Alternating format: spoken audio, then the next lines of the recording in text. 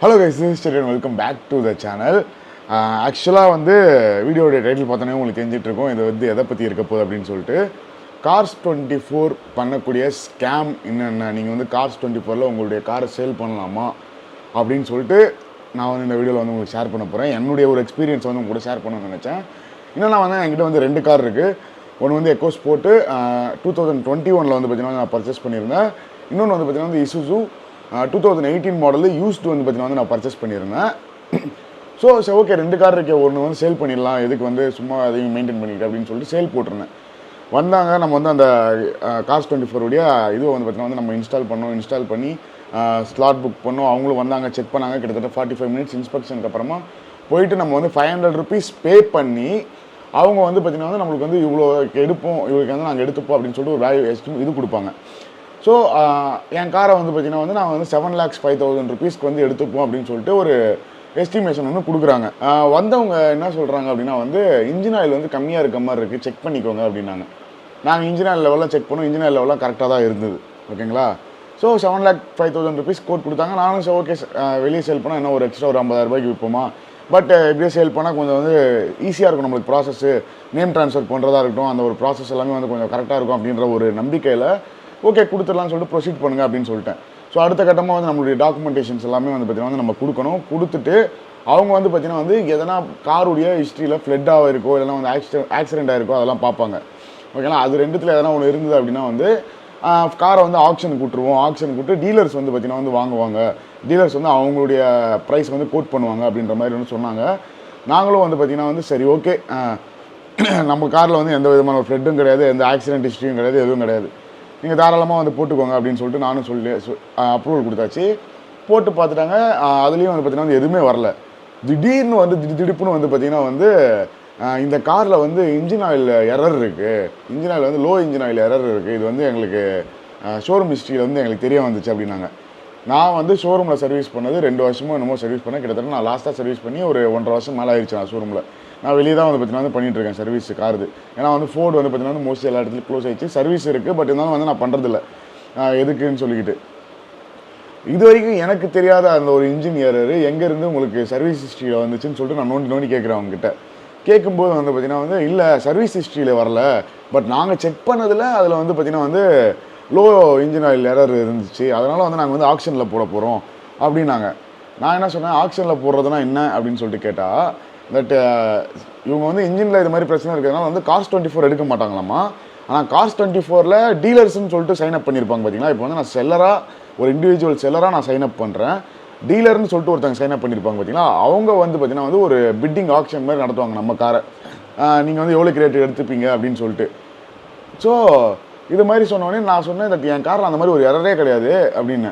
சரி, okay sir, நாங்கள் வந்து மேல் இடத்துல வந்து பேசிவிட்டு உங்களுக்கு சொல்கிறோம் அப்படின்னு சொல்லிட்டு சொன்னாங்க. சொல்லிவிட்டு ஒரு 1 ஹவர்லாம் வந்து பார்த்தீங்கன்னா வந்து அந்த ஆப்பில் பிட்டிங் ஸ்டார்டட் அப்படின்னு சொல்லிட்டு வந்துருச்சு. பிட்டிங் ஸ்டார்டட் வந்து என்னடா இது பிட்டிங் ஸ்டார்ட்னு சொல்லிட்டு அந்த பர்சனுக்கு, எந்த பர்சன் வந்து பார்த்தீங்கன்னா வந்து பார்த்தாங்களோ, எந்த பர்சன் வந்து நம்ம பாயிண்ட் ஆஃப் கான்டாக்டோ அவங்களுக்கு கால் பண்ணிகிட்டே இருக்கோம். ஃபோனை எடுக்கவே இல்லை. ஃபோனை வந்து கிட்டத்தட்ட காலையிலேருந்து நாங்கள் நைட் வரைக்கும் ஃபோன் பண்ணிகிட்டே இருக்கோம், ஃபோனை எடுக்கவே இல்லை. பிட்டிங்கில் வந்து பார்த்தீங்கன்னா வந்து 5.4 lakhs கேட்குறாங்க அப்படின்னு சொல்லிட்டு வந்திருக்கு அதில் ஆப்பில். இதெல்லாம் வேலைக்காவது நம்ம வெளியவே விற்றுக்கலாம் அப்படின்னு சொல்லிட்டு முடிவு பண்ணுறோம். கால் பண்ணி தட் சரி, இது மாதிரி வந்து 5.4 lakhs கேட்குறாங்க, உங்களுக்கு ஓகேவா, டீலை முடிச்சிடலாமா அப்படின்றான். ஏண்டா, ஒரு நாள் முன்னாடி வந்து நீ வந்து 45 நிமிஷம் இன்ஸ்பெக்ஷன் பண்ணி என்கிட்ட 500 ரூபாய் காசும் வாங்கி 7 லட்ச ரூபாய்க்கு நான் வாங்கிக்கிறேன்னு சொல்லிட்டு என்னுடைய டாக்குமெண்டேஷன்ஸ் எல்லாமே கொடுத்தாச்சு. நானும் வந்து லோனில் இருக்குது, லோனில் வந்து கொஞ்சம் அமௌண்ட் நம்ம இருக்குது. ஸோ அதை வந்து கிளியர் பண்ணுறதுக்கு நான் வந்து ஃபோர்க்ளோஷர் எல்லாமே வந்து வாங்கி கொடுத்துட்டேன். ஸோ இவங்க எல்லாருமே ஃபோர்க்ளோஷர்லாம் வாங்கி கொடுத்துட்டாங்க அப்படின்றதுனால வந்து நான் சேல் பண்ணிடுவேன்னு நினச்சி அந்த மாதிரி ஒரு டாக்டிக்ஸை யூஸ் பண்ணுறாங்களா, இல்லைனா வந்து நம்மளுடைய காருடைய விலையை வந்து உடைக்கணும்னு பார்க்குறாங்களா அப்படின்னு சொல்லிட்டு நம்மளுக்கு தெரில. இது வந்து எனக்கு மட்டும் நடந்ததுதான் நான் வந்து ஒரு வீடியோவாக ஷேர் பண்ணியிருக்கவே மாட்டேன். நம்மளுடைய டீம்லேயே வந்து பார்த்தீங்கன்னா இன்னொருத்தவங்களும் வந்து காரை சேல் பண்ண போய் அவங்களுக்கும் இதே மாதிரி தான் பண்ணியிருக்காங்க. இன்னும் ஒரு 2 மாதம் கழிச்சு மறுபடியும் கால் பண்ணுவாங்களாம். கால் பண்ணி சார் அப்போதோட இன்னும் 20,000 கம்மியாக நாங்கள் எடுத்துக்கிறோம், ஓகேவா அப்படின்னு வாங்கலாம். அதுக்கப்புறம் இன்னொரு 2 மாதம் கழிச்சு மறுபடியும் கால் பண்ணுவாங்களாம், இன்னொரு 10,000 கம்மியாக நாங்கள் எடுத்துக்கிறோம், ஓகேவா உங்களுக்கு அப்படின்னு வாங்கலாம். ஸோ Cars24 பொறுத்த வரைக்கும் வந்து பார்த்தீங்கன்னா நீங்கள் முடிஞ்ச அளவுக்கு பர்சனலாக ஃபேஸ்புக் மார்க்கெட் பிளேஸ்லையோ இல்லை OLXலையோ கொஞ்சம் டைம் ஸ்பெண்ட் பண்ணி, இல்லை உங்களால் டைம் ஸ்பெண்ட் பண்ண முடியாதுன்னா யாருக்கிட்டேயாச்சும் வந்து அதுக்கான ஒரு பர்சன் கிட்ட கொடுத்து சேல் பண்ணுறது பெட்டரு. இந்த மாதிரி வந்து பார்த்தீங்கன்னா Cars24 வந்து நம்பி போடவே போடாதீங்க. Had a very bad experience. அதை தான் வந்து பார்த்தீங்கன்னா உங்களுக்கு ஷேர் பண்ணணும்னு நினச்சேன். ஏன்னா இது வந்து கம்ப்ளீட்டான ஒரு ஃப்ராடு, ஒரு எப்படி சொல்கிறது, நம்பர் 1 ஃப்ராடு தனம் இது ஆக்சுவலாக. ஒரு கோட் மாதிரி ஒன்று கொடுத்து அதை உடைக்கிறதுக்காக அதுக்கு ஒரு ரீசன் வந்து இவங்களே இல்லாத ஒரு ரீசனை வந்து சொல்லி அந்த உடைக்கிற டீலரில் வந்து ஆக்ஷன் கொடுக்குற மாதிரி கொடுத்து ஒரு கிட்டத்தட்ட 1.5 லட்ச ரூபா டிஃப்ரென்ஸு. ஓகேங்களா?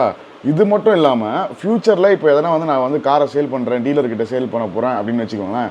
ஒரு இண்டிவிஜுவல் பர்சன் இல்லாமல் நான் வந்து ஒரு டீலர்கிட்ட சேல் பண்ணுறேன், எனக்கு வந்து ஏதோ ஒரு அர்ஜென்ட், எனக்கு வந்து காசு தேவைப்படுது, நான் போய் கம்மி காசே வந்தாலும் பரவாயில்லன்னு சொல்லிட்டு டீலர்கிட்ட சேல் பண்ண போகிறேன்னா அந்த டீலருக்கு வந்து பார்த்தீங்கன்னா Cars24 அக்கௌண்ட் இருந்ததுன்னா அவங்களுக்கு வந்து பார்த்தீங்கன்னா வந்து இந்த ஒரு இது வந்து பார்த்தீங்கன்னா வந்து காமிக்கும் அவங்களுக்கு தட் இந்த மாதிரி ஒரு ப்ராப்ளம் இருக்குது. அந்த ப்ராப்ளமே கிடையாது நம்ம காரில், ஆனால் அந்த மாதிரி ஒரு ப்ராப்ளம் இருக்க மாதிரி இவங்க ரிஜிஸ்டர் பண்ணி வச்சுட்டானுங்க. இப்போ அதில் இவங்க ரிஜிஸ்டர் பண்ணி வச்சது அந்த டீலருக்கும் வந்து பார்த்தீங்கன்னா வந்து காமிக்கும்.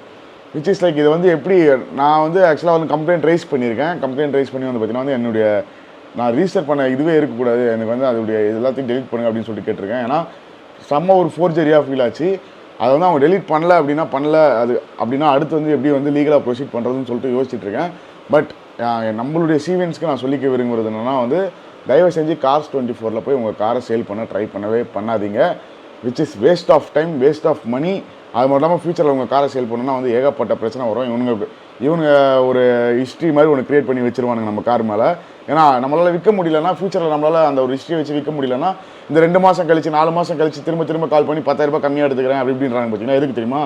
இதுக்கு தான். நம்மளால் அந்த டைமில் விற்க முடியலன்னு வச்சுக்கோங்களேன், உடனே சரி ஓகே ஒரு 10,000 ரூபாய் கம்மியாக வருது கொடுத்து தொலைஞ்சிருவோம் அப்படின்னு சொல்லிட்டு கொடுத்துருவோம். பார்த்தீங்களா?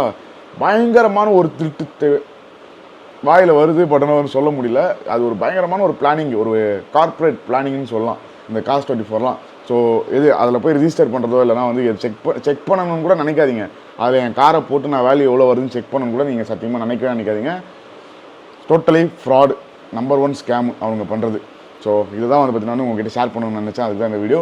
நிறைய பேர் ப்ரோ அந்த ப்ரூஃப்ஸ் எல்லாம் கொஞ்சம் சைடில் ஸ்க்ரீன்ஷாட் எடுத்து போடுங்க ப்ரோ அப்படின்னு சொல்லிட்டு கேட்கலாம். யாருக்காச்சும் பர்சனலாக வேணும்னா சொல்லுங்கள், நான் எல்லாத்தையும் வந்து உங்களுக்கு பர்சனலாக ஷேர் பண்ணுறேன். பட் அதை வந்து நான் உட்காந்து ஸ்க்ரீன்ஷாட் எடுத்து எல்லாத்தையும் அடுக்கி போட்டு அது வேணாம் அப்படின்னு சொல்லிட்டு சரி ஓகே நம்மளுக்கு நடந்த ஒரு விஷயத்தை நம்ம வந்து ஷேர் பண்ணுவோம். அதை நம்பி யூஸ் பண்ணாமல் இருந்தீங்கன்னா உங்களுக்கு நல்லது. இல்லை நம்பி நீங்களும் யூஸ் பண்ணீங்க அப்படின்னா வந்து கண்டிப்பாக அது மாதிரி எதனா பிரச்சனை வரும். ஆல்ரெடி யாருக்காச்சும் வந்து இந்த மாதிரி நடந்துருந்ததுன்னா அவங்க மறக்காமல் வீடியோவில் கமெண்ட் பண்ணுங்கள். நிறைய பேருக்கு ஷேர் பண்ணி விடுங்க இந்த வீடியோவை. Love you all.